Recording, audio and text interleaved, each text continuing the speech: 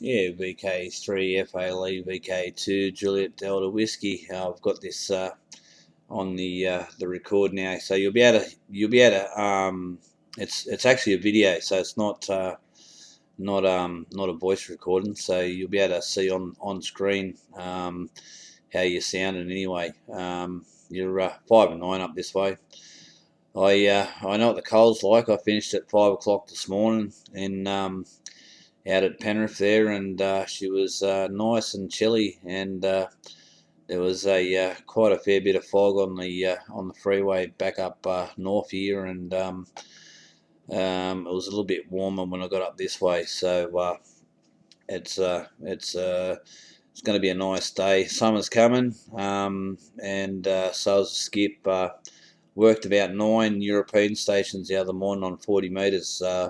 Just got home, turned on, was having breakfast, and bang, they were there, and they were strong. And there was another bloke up this way also, an F call. He was working them and having the time of his life. So it's not long now, and we'll be back into the good stuff there, Tom. So I don't mind the mornings here because you get a lot of Europe coming in this time of the morning. So usually from about 6 to around about 7:30, 8 o'clock. Usually a bit of skip, so it'll get better over time, and be able to work a few stations in the morning when I get home. They're VK3FALE, VK2 Juliet Delta Whiskey.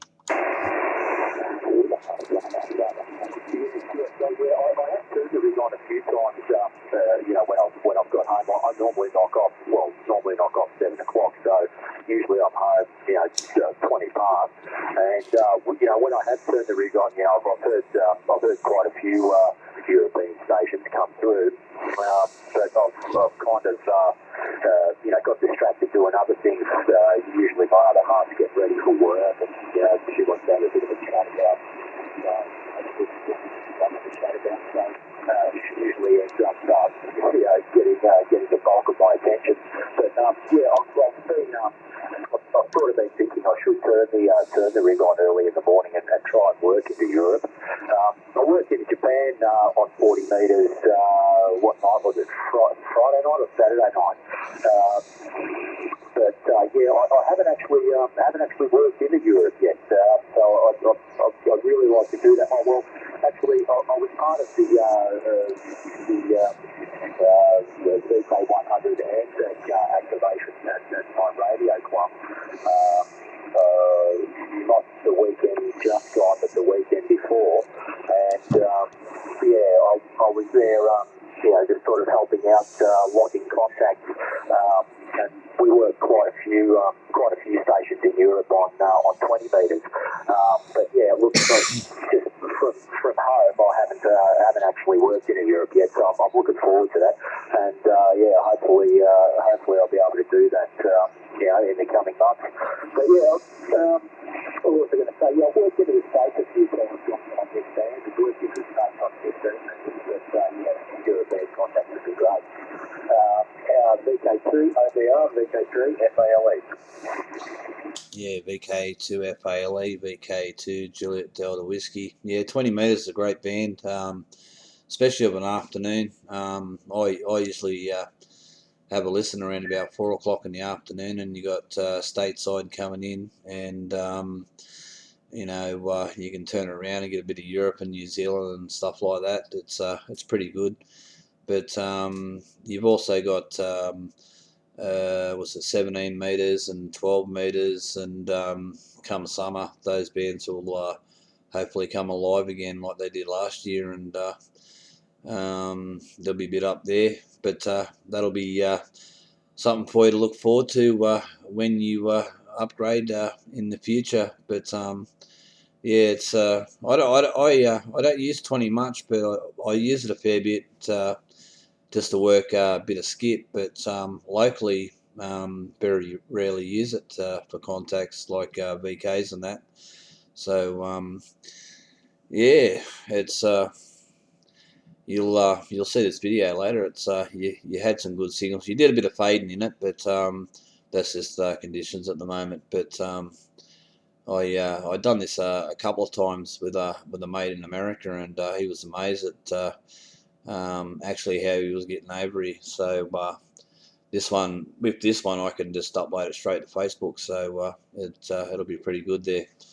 But yeah, I wouldn't mind getting another bike for summer, but I think I'll stay away from bikes for a while. It's my back is feeling quite nice, and my kidneys are nice and comfortable now that I've been off the bike now for 12 months there. Back to you, Tom. VK4AMB. No worries, and just acknowledging that other station there, I didn't quite catch a call sign. Yeah, and I'll get your call sign right there, Lewis, VK2JDW. I'm still using it, I've written it down in front of me now, so I won't get it wrong again. But yeah, I know what you're saying. Look, I've got some pins and a plate in my hip, and I must admit, riding during the colder months now, you know, I'm not getting any younger, and riding through the colder months is definitely taking its toll. So I understand what you're saying, and I do have a bit of a lower back wiggle myself. That must be, as we get older, all these sort of niggly bits start happening. And I must admit, riding during the summer, you know, the spring and summer months, and even in the autumn, it's usually all right, but the freezing cold, I'm kind of getting a bit over it myself. So I think maybe next year I will invest in a car, which will be the first one I've owned in many years. So anyway, we'll see how it goes. I might just see if we can bring that other station through. That other station, go ahead.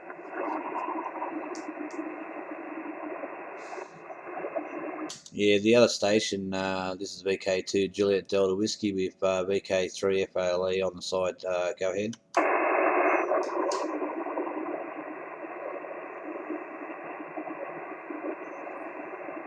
No, I think they've taken off there. Oh, never mind. Yeah. Anyway, I'll drive back over to you, VK2JDW, VK3FALE.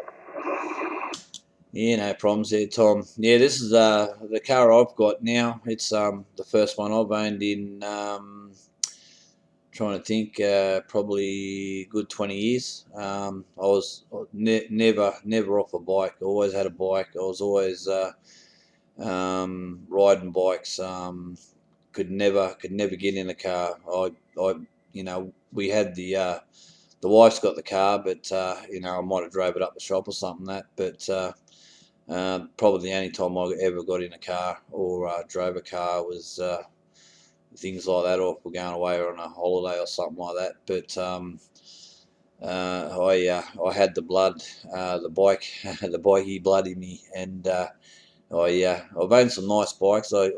My original bike was a CBR 954RR, and I traded up and got a GSX 1300RR, the Hayabusa, and that scared the living daylights out of me. So I downgraded to a CBR 1000RR, and it frightened the life right out of me. So it was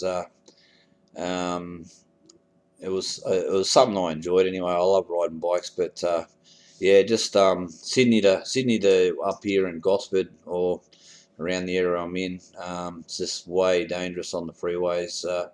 You get a lot of water on the roads. You got all the gravel trucks throwing rocks at you, and come holiday season, you're dodging people's furniture, luggage, prams, and all that kind of on the road. So I just said that's it.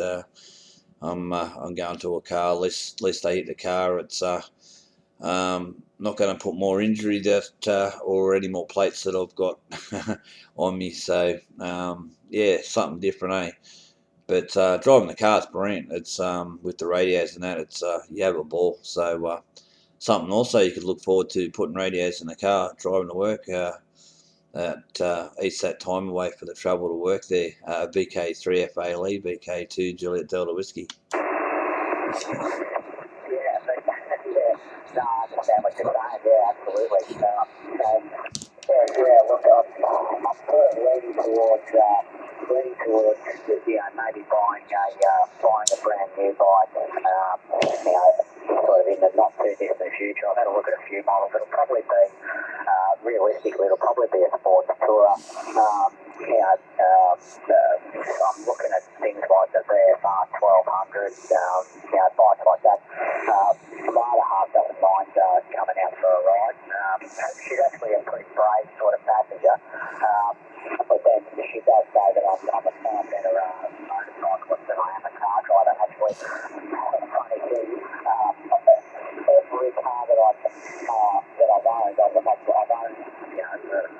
probably only a couple over the years, or let me say, probably four. And every single one I've had at least one accident in. And that's where the bulk of my injuries, road accident injuries, have occurred. They've occurred as a result of a car accident rather than coming off the bike. I have come off the bike a couple of times, but nothing serious, thankfully. But so that's what I'm leaning towards. I'm leaning towards just getting a really nice sports tour, just for just sort of for the warmer months, and graduating to a car for the particularly for the colder months. But as you say, probably shut the radio in the car and do what you do, kind of enjoy working a bit of whatever, VHF, UHF, or even HF. I think we've worked together a couple of times on your way into work on HF. So that's definitely in the pipeline. I'm actually looking for a HF rig at the moment. I've kind of been interested in one in particular, but I don't know whether that's going to go ahead for various reasons. But so I'm looking for just a HF rig to replace this one. This one's getting a little bit tedious to use, tuning up all the time, being an old style radio, and I'm always on frequency. I'm thinking of it a bit, but I'm looking at just a HF radio first, and then once I upgrade, I might get the radio that's capable of D-Star or Fusion or something like that to go in the car. VK2JDW, VK3FALE. Yeah, VK3FALE. You'll see the drift when you watch the video. It drifted a little bit there. D-Star's good. I don't mind D-Star. The only thing I don't like about D-Star is it's not integrated like with anything. You've got Fusion, the ASU one, and which is probably the better one. It can actually do a lot more than what the D-Star can. It's probably something I'd look at. I'm actually looking at a Yaesu radio at the moment for kind of similar for home, not for the car, but just for home. They've got a lot more better features, what you can do with them.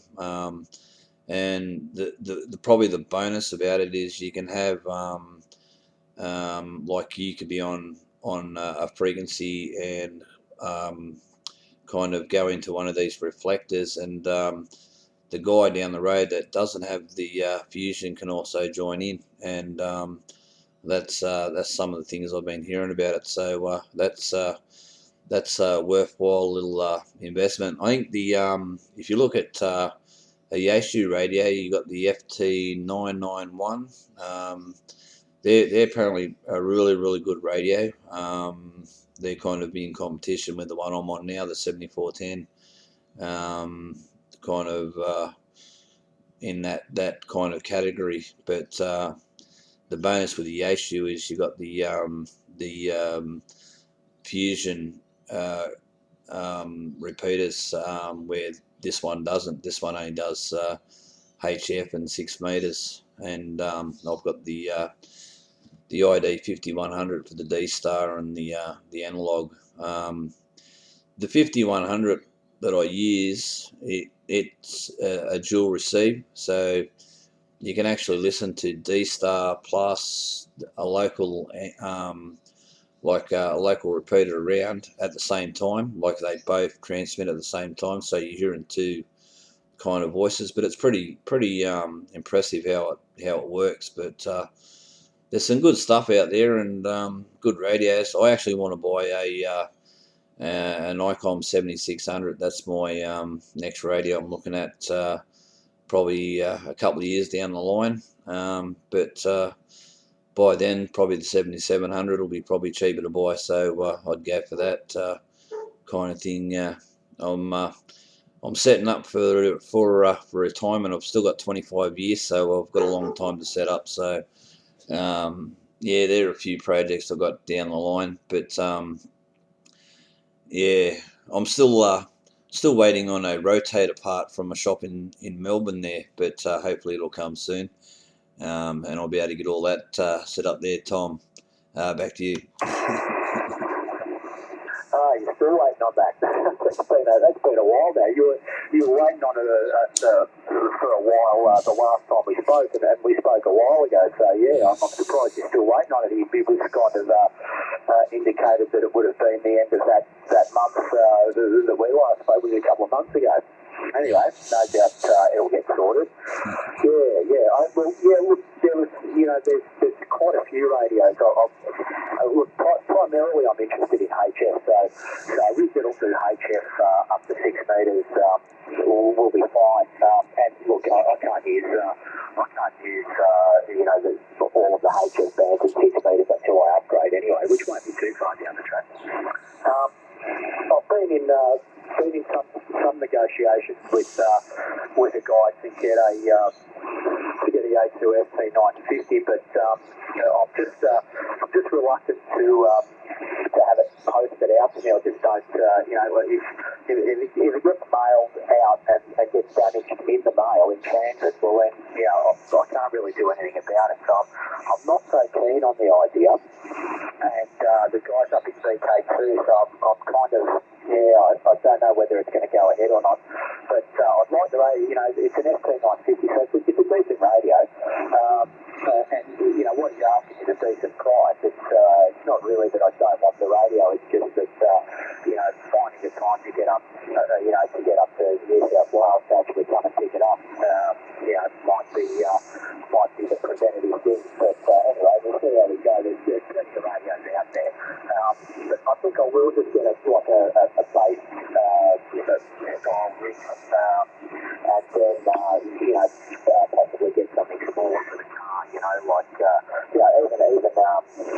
I think what I'll do is I'll just go with something like what you've got with the D-Star. But yeah, I think I will go with the Yaesu Fusion. I think I'll go with that. But I mean, as I said, I won't be able to go with that until I upgrade anyway.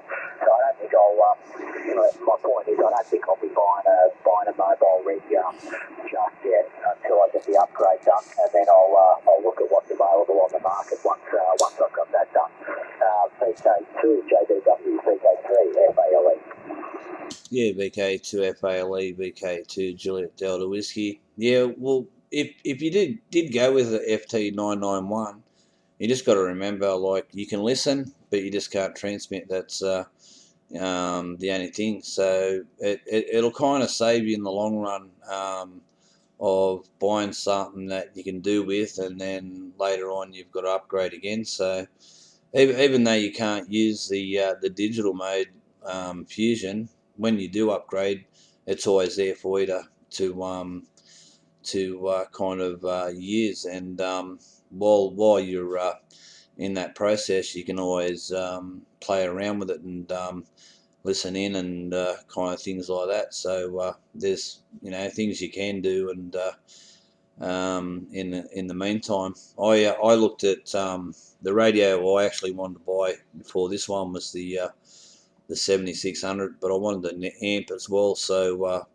I thought I'll buy this one a little bit cheaper and get the amp as well, and that way down the line I'll probably get the 7600 anyway. So yeah, that's that's down the line. I've got a few things happening, so it might be even earlier than I expected. But another good radio I like is the one up. It's exactly the same as this one, but it's a 9100.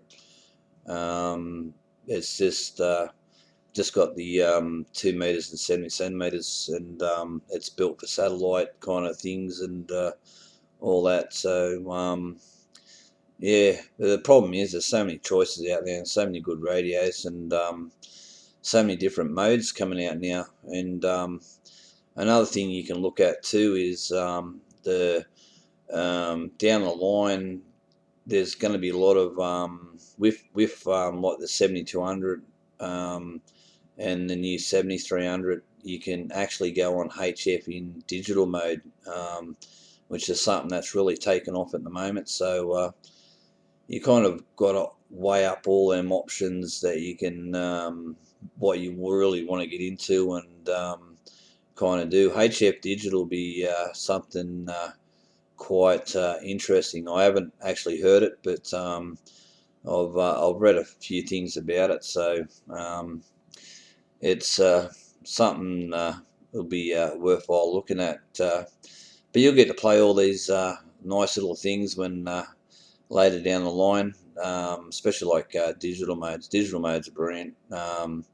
When there's conditions around, you can have a lot of fun on digital modes. But that's the only thing I miss about Sydney. And all the guys down that way, when I was down there, there was a lot of them into digital modes, and there's not really many up this way that I've heard. So something I miss, but the advantage of being up here, it's a lot quieter, and I'm hearing a lot more skips, so it has other advantages there, Tom. So yeah, some just when you do decide what you want to do, just kind of plan it down for your future, like what you're going to use and things like that, and you'll feel a lot better knowing that you've got it, and you might be able to use it, but at least you know you've got it for future expansion there. Back to you, Tom.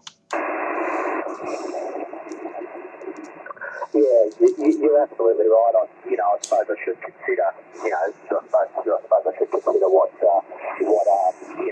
can make use of in the future. But yeah, digital on digital sort of use on HS will be pretty interesting. I guess that would probably cut out a lot of the HS interference. Obviously, you're transmitting a digital signal rather than an analog one. That'll be interesting to see how that all works out. But yeah, I can understand why they're going to digital voice modes on VHF and UHF. You sort of narrow down the bandwidth, and that way there's because we're probably going to over time lose some of the bandwidth that we've got up on the VHF and UHF frequencies, from what I understand. So I guess if we could sort of pack more into less, if you know what I mean, in terms of transmitting a narrower bandwidth, why not? And it's the communications a lot clearer. You don't have that scratchiness. I've watched a few YouTube videos on D-Star and other digital modes, and it's pretty good. I mean, there's a compelling argument there to change. I'm not sure. Look, having had no experience with it, I don't know how many people have actually adopted it in Australia. It seems to have taken off more in the US and other places, but I don't know if it's taken off as well in Australia, but I'm sure it will over time. Anyway, so as you say, so many computers, but yeah, look, I don't want to spend too much on radios right at the moment. I do definitely need a radio that's more modern than this one. I kind of just got this because it was cheap, and I just got my license, so I thought, well, I'll see if I stay interested in it. And now that I have remained interested in it, I suppose, it's come time to buy a more modern radio that, that stays on frequency and that's a little bit more user-friendly. I mean, I like this whole thing, but, look, it's, it's a bit of a unnecessary challenge to use, if you know what I mean. And I find people, people are sort of following me around on tuning into me all the time. I sort of, I get on with Eric a fair bit, and he's sort of always following me up and down, up and down the band, while we're talking. So it's a bit of a pain for everyone, really. Look, I think what I'll do is just buy. I'm looking to spend about $1,000 in the coming weeks just to get a HS and 6-metre radio, and then I'll make a few decisions after that. And the thing is, I'm still going to do the license upgrade to use any of the digital modes, etc. So for now, just a more modern radio will do the trick, and a little bit more money invested in the antenna system, I think, will be on the cards, because I mean ultimately that's kind of the most important part of the setup. The radio's obviously got to be decent, but you get far better results investing a bit more money in the antenna system. So I've got the vertical here, and it seems to work okay, but I wouldn't mind getting getting a beam of some sort, anyway, I'll sort of consider that, or consider my options down the track, but maybe not necessarily a beam, maybe just just get the antennas a little bit higher in the air and see how we go. VK2JDW, VK3FALE. Yeah, VK3FALE, VK2 Juliet Delta Whiskey. Yeah, you're only probably going about 5 kc off frequency. The good thing about some of these modern radios, you just press a button and it'll follow you around anyway. So it's not a real big issue. So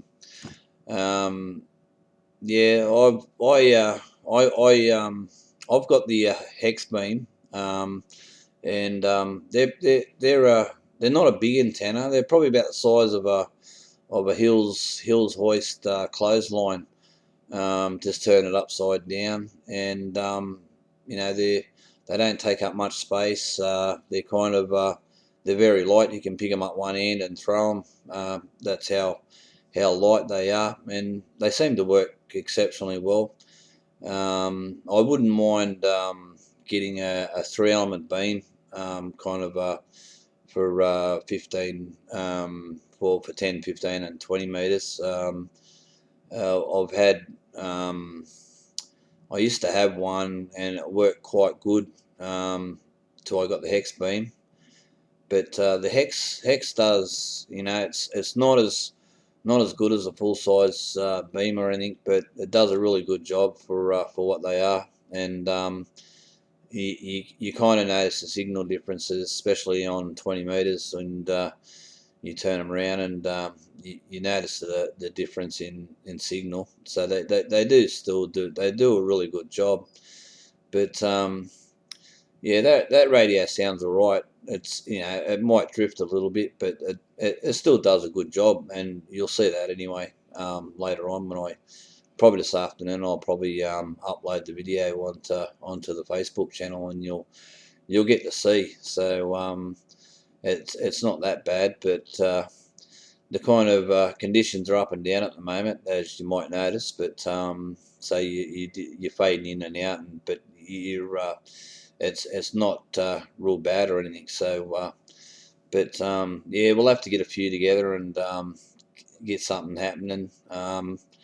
A good mate, and I was talking about it months and months ago now, is with the IRLP. If you got a repeater in your area, just like a 2-meter repeater or something like that, that's got IRLP enabled, you can actually you can kind of dial up into a conference frequency and you can have like 50 different repeaters on that just one conference. So you can have someone in Queensland, someone in Western Australia, someone in South Australia, and Tassie and all that, New South Wales, all on just the one frequency, and it's pretty good because it's nice and clear, and no one drops out. It's just one of the frequencies we use for one of the nets up here in Sydney quite often. Allows people just to jump in from anywhere over the country, and it's kind of the old style of what now D-Star is. D-Star, you just all you do with D-Star is you just key into your local repeater, which is mine up here is Gosford, and then you just go in and select what reflector you want to go onto. The one we use in Australia is Reflector 3, and once you've logged into Reflector 3, you're talking anywhere in Australia, all over Australia. As long as the other guys have jumped in on Reflector 3, you can talk to anyone, and then from there, anyone in the world can just jump on Reflector 3 and off it goes. And yeah, it's quite you're not kind of limited to how many you can get on. So yeah, that's how Fusion works as well. It's a bit the same with they have like conference rooms and that, and you kind of the same business. That I just find from what I've been reading, the Fusion one's a little bit better, a bit better set up, and allows the analog guys to jump in, which could be quite dangerous, especially if they're foundation licenses. They could be someone could be linked into a reflector, and yeah, they could get caught out that way. That's the only issue you probably have. Where D-Star, you've got to actually register and kind of get checked before you can actually jump on it. So yeah, that's about the story of it. But anyway, Tom, I've got to hit the sack now. I've been a long night there, but it's been good talking. We'll have to get something organised, get a few more people together, and get something happening regular. It's as I was saying on Facebook, it's a big group now, and I'm sure that people have got interest in anything, like there's all kind of things, to get going, and it's just makes things more enjoyable, or a good way of getting to know more members anyway. So instead of on the Facebook kind of page there. So I'll upload this to Saab so you get to see it, and we'll bid you 73s, and hopefully we'll catch you another time there, Tom. VK3FALE, VK2 Juliet Delta Whiskey will stand by for your finals there, mate. Yeah, VK2JDW, VK3FALE. Yep, no worries, mate. Yeah, I've got to hit the sack myself. Yeah, I've lost that. As you know, I've worked all night myself, so just start to sort of ramble on it quickly. Yeah, all right, no worries, mate. No, great catching up with you again. We haven't sort of spoken in a while, so yeah, no, it's good to catch up with you. And you're right, yeah, it'd be good to get a few more people involved. And yeah, I think there's over 300 members, of that Facebook page. So yeah, it'd be good to get a few more on the air. And but no doubt there's got to be a couple of night shift guys like the two of us who can get on in the morning. Anyway, we'll see what we can do. But yeah, I'd like to jump on around this time. So yeah, I'll just put up a post and see how we go. All right, mate, I'll let you go and have a snooze. I'm going to go do the same. And yeah, I look forward to checking out the video when you upload it. All right, mate, have a good sleep, and I'll catch you another time. VK2JDW, VK3FALE, 73, mate. Yeah, 73s there, Tom. You're going to be quite impressed with it actually, because your signal, you never really dropped under a 9 all the time, and you're pretty well Q5 modulation most of the time. So I think you're going to be quite impressed with it. There, back to you, Tom. Excellent, excellent. I'm glad this antenna's working well. This is the first decent test I've had with it. Past few days have been pretty dead on this band, but I'm glad it's working well. And you're plus 10 pretty much the whole way. There's been a little bit of QSC, but you've been a fairly solid plus 10 here the whole way, so no worries at all. Yeah, no problems there, Tom. 73s. That's the advantage of running a little bit extra power. 400 watts at the moment. No wonder you're coming in nice and strong. Okay, cheers now.